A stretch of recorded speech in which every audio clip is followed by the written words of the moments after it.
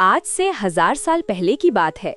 राजाओं और महाराजाओं के समय में जब किसी राजकुमार या राजकुमारी का जन्म होता, तब महल में ढोल नगाड़ों की गूंज के साथ ही राजपुरोहित को बुलाया जाता।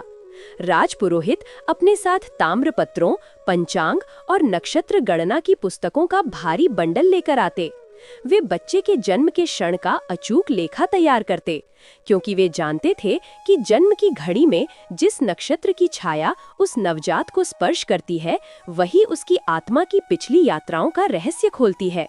पुरोहित नक्षत्र देखकर राजा से कहते, महाराज, ये बालक पिछले जन्म का कौन सा कर्म अधूरा छोड़ आया है और इस जीवन में कौन सा कार्य पूर्ण करने आया है, ये नक्षत्र ही बताएगा।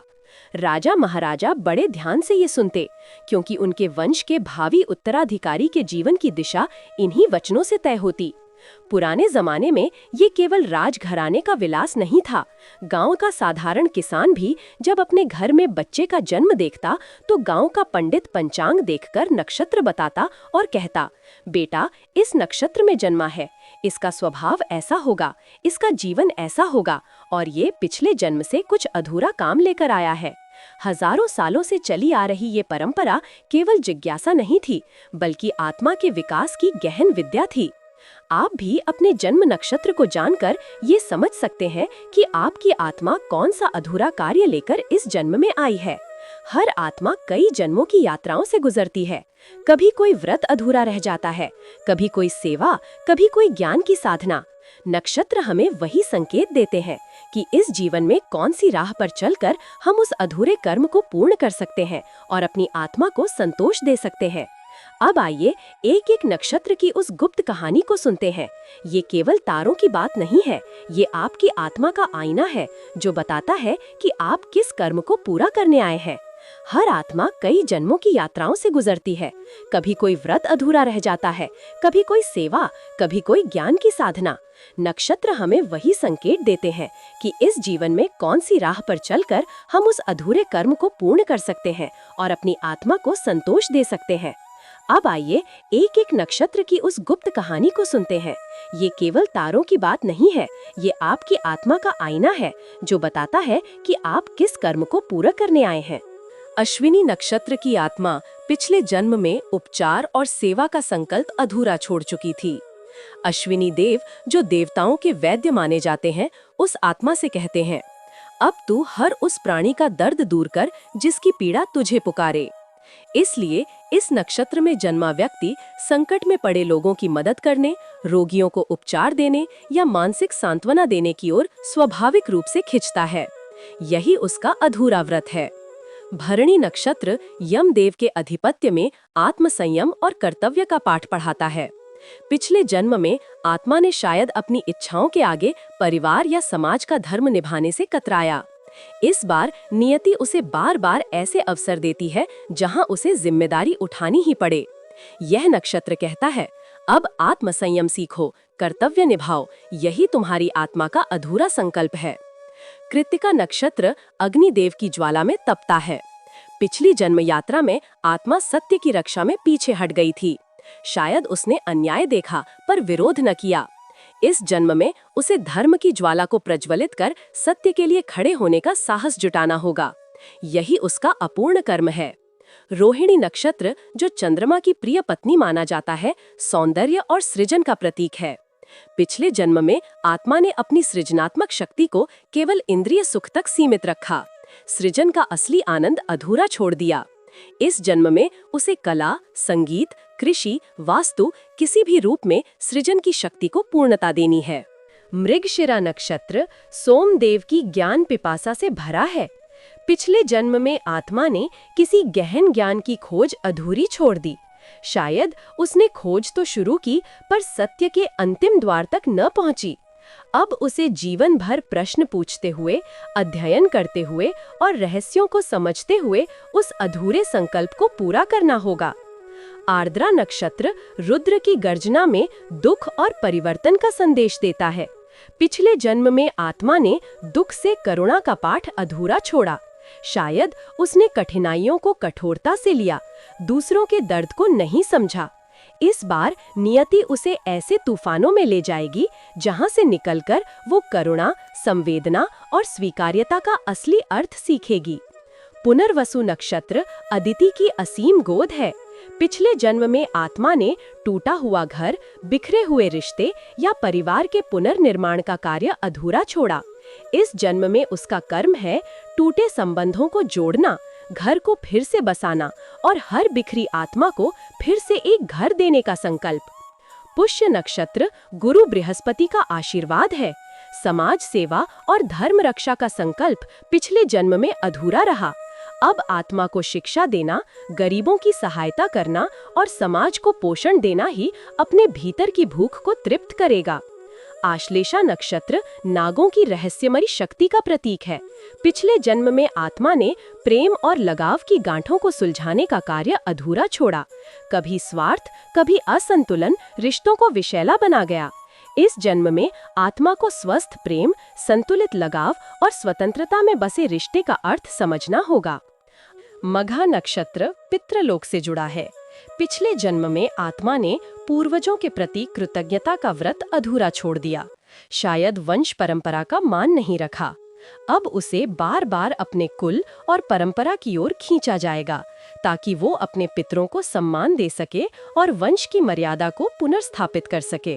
पूर्वा फाल्गुनी नक्षत्र भोग, कला और प्रेम का रस है।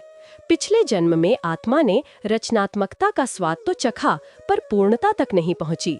अब उसे प्रेम की सुंदरता और कला की अभिव्यक्ति को जीना होगा ताकि रचनात्मकता का अधूरा व्रत पूरा हो सके। उत्तरा फाल्गुनी नक्षत्र साझेदारी और न्याय की परीक्षा लेता है।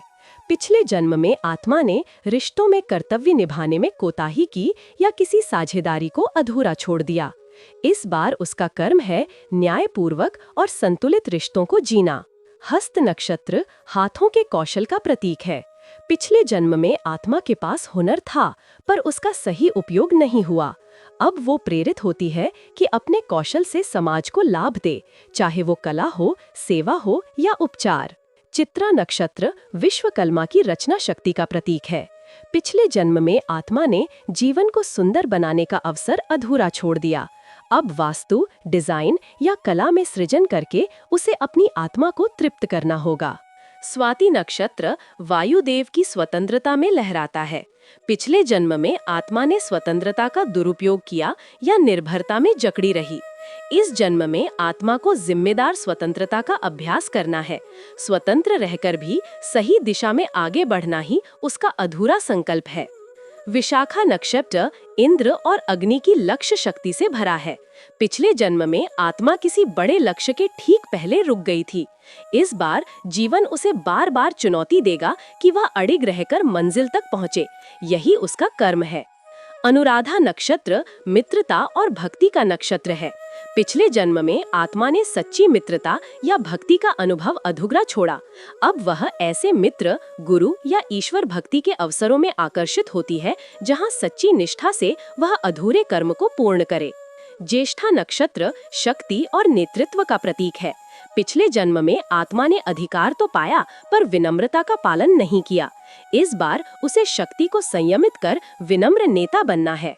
मूल नक्षत्र जड़ों तक जाने और मूलभूत सत्य को पहचानने की यात्रा है। पिछले जन्म में आत्मा ने अपने आध्यात्मिक मूल की खोज अधूरी छोड़ी। अब वह गहन ध्यान और ज्ञान द्वारा उस रहस्य को जानना चाहती है। पूर्वाषाढ़ा नक्षत्र अपराजयता का प्रतीक है। पिछले जन्म में आत्मा ने आत्मविश्वास की सच्ची परीक्षा अधूरी छोड़ी। इस जन्म में हर चुनौती पर अपनी आंतरिक शक्ति से विजय पाना ही उसका कर्म है। उत्तराषाढ़ा नक्षत्र सर्वजन हित की ओर प्रेरित करता है। पिछले जन्म में आत्मा ने समाज या मानवता के लिए कोई बड़ा संकल्प लिया था पर पूरा नहीं किया। इस बार उसका कर्म है जन कल्याण, राष्ट्र या मानव सेवा को पूर्ण करना। श्रवण नक्षत्र सुनने और ज्ञान के प्रसार का संदेश देता है। पिछले जन्म में आत्मा ने ज्ञान अर्जन तो किया पर उसे साझा नहीं किया। अब उसे सुनने, सीखने और विद्या का प्रसार करने का अवसर मिलेगा। यही उसका अधूरा व्रत है। धनिष्ठा नक्षत्र संगीत और समूह सामंजस्य का प्रतीक है। पिछले जन्म में आत्मा ने टीम वर्क या संगीत से जुड़ी प्रतिभा को अधूरा छोड़ा। इस जन्म में उसे समूह में समन्वय और सामूहिक कार्य से समाज को जोड़ना होगा। शतभिषा नक्षत्र गूढ़ चिकित्सा और रहस्यों की खोज का नक्षत्र है। पिछले जन्म में आत्मा ने विज्ञान, शोध या चिकित्सा से जुड़ा संकल्प अधूरा छोड़ा। अब उसे रहस्यों को उजागर कर रोग निवारण या गूढ़ ज्ञान से लोगों को लाभ पहुंचाना होगा। पूर्वा भाद्रपदा नक्षत्र गहन वैराग्य का प्रतीक है। पिछले जन्म में आत्मा आध्यात्मिक जागरण के अंतिम पड़ाव तक तो पहुंची, पर पूर्ण वैराग्य नहीं ले पाई। अब उसे गहराई से रहस्यों में उतरकर मोक्ष की ओर बढ़ना होगा। उत्तरा भाद्रपदा नक्षत्र धैर्य और आंतरिक शांति का प्रतीक है। पिछले जन्म में आत्मा ने संयम और स्थिरता को पूरी तरह नहीं साधा। इस जन्म में उसे गहन ध्यान, स्थिरता और आत्मिक शांति प्राप्त करनी होगी। रेवती नक्षत्र करुणा और संरक्षण का नक्षत्र है। पिछले जन्म में आत्मा ने सेवा और दया की यात्रा अधूरी छोड़ी। इस बार उसे दूसरों को सहारा देने, मार्गदर्शन करने और करुणा का सच्चा रूप जीना है। इस प्रकार हजारों वर्षों से राजपुरोहित जिस रहस्य को जन्म के क्षण में नक्षत्र देखकर समझते थे, वही रहस्य आज भी आपके जीवन में जीवित है। आप चाहे कहीं भी हों, जिस नक्षत्र में आपका जन्म हुआ है, उसकी यह गाथा बताती है कि आपकी आत्मा कौन सा अधूरा संकल्प लेकर आई है।